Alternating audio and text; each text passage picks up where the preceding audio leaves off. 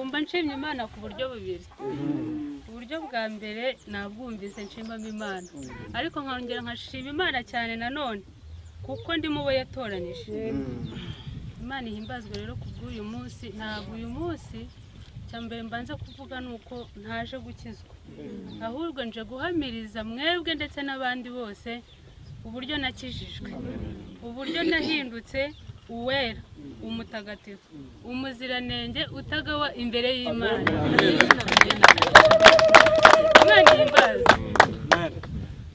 Nabayeho bajyaga bavuga ngo umutwaro, ntibaza nimba ari tone nzikorera ku mutwe bikanyobera, ariko umutwaro w'ibyaha niwe mutwaro uremereye kurenza sinzi ikintu kiremera ku isi na gitro simbizi, ariko niwe uremereye ku muntu nyine. Bya bindi umuvandimwe wacu yatangiye avuga ati amahoro y'umunyabyaha nyine ntayo. Ku mwana ndamubyara nkumva nyine ndanyuzwa, ariko ejo akarwara nkarira, nkashaka umugabo ariko nkabona nyine wabi, nkubaka inzu ejo hakubaka indi nkabona wabi. Amahoro ntayo, ariko amahoro yarabonetse. Amahoro yahishuriwe muri njyewe.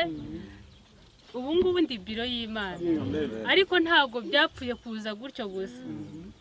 Nahoranye uwo mutwaro, nagiriye ubuntu bwo kumva uwo mutwaro, hanyuma nkazajya mpora mvuga uko biri kose nzajya nyine ncumura niyeze, buri munsi niyeze, buri munsi niyeze, ariko nkahora numva ndi uwo kurimbuka.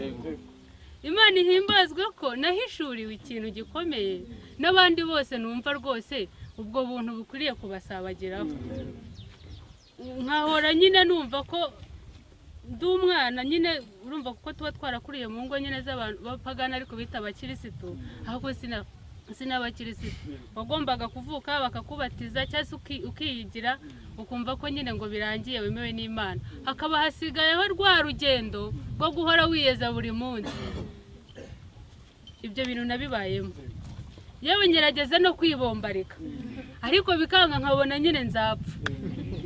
Naba nakoze ibyaha naba ntabikoze nzapfa.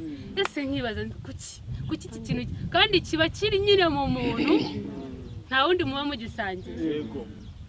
Ariko ndashima Yesu inyamibwa mu bantu benshi, uburiza bw'umukondo bwahishuriwe abari barushye nkanjye.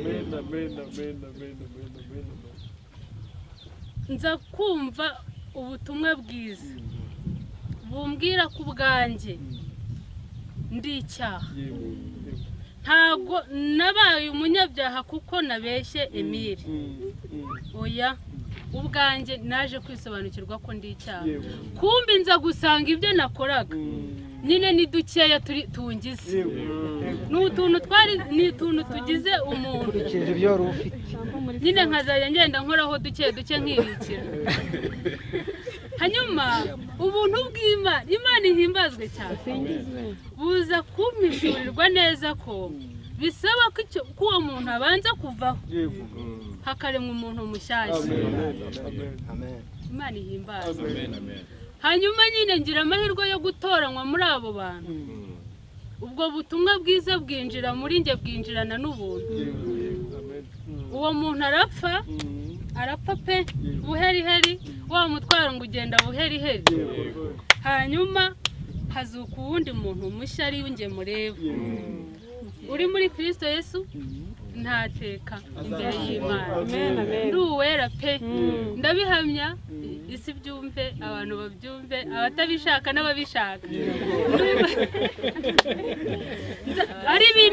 Hari ibintu bumva nyine naho bazana imbunda wabihagararaho, kubera ko biba bikurimo. Ni ibintu nyine, ni ibintu bikurimo, kandi mishurirwa ko ubwo buntu nahawe ntabwo ari ubwo gupfa ubusa bene data. Nibwo nyine bumbeshejeho. Ubu ndaba amahoro, mbeshejweho n'ubwo buntu. Mbese sinjuriho. Ubundi se wa mugani ibyo bintu baba batubwira ntabwo tubizi. Ibyo bintu by'ibyaha ubundi se ntabwo mbe mbizi. Icyo nzi ni kimwe ndabona. ubu nyine ndi umuyezu wigendera ndi umunyagasani ahantu undi nyine naho ngaho mwumvisha aba afite amatwi ari igihe tunarenganya n'abantu ngo ntibumva ariko nyine niko bimeze niyo kavukire yo kuvuka umeze gutyo ariko ugira amahirwe nyine ukwiriye kuvuka nk'uko navutse ubu ngubu hanyuma ndahamiriza isi nkamiriza satani ni ukuri nta sano ntabwo ndi uw'isi ndi uwa satani ahubwo gakondo yanjye umuririmbyi yaririmbye ngo nahawe ikibanza mu ijuru na data wo mu ijuru ariko kubw'umwana we ntabwo ari kubwo rwose natuye menshi si n'ukubwo rwose CH Kabanzi nari mfite ikarita yo gusura abarwayi ahubwo kubw'umwana we nahawe ikibanza mu ijuru. Ibyo bintu nyine ni igitsikamutima mfite ibyiringiro bifite ubugingo mfite umugabane mu ijuru n'iteka ryose ndahangaha ndaha ariko sinaho ndi ko kuvuga ngo ndategereje ego ko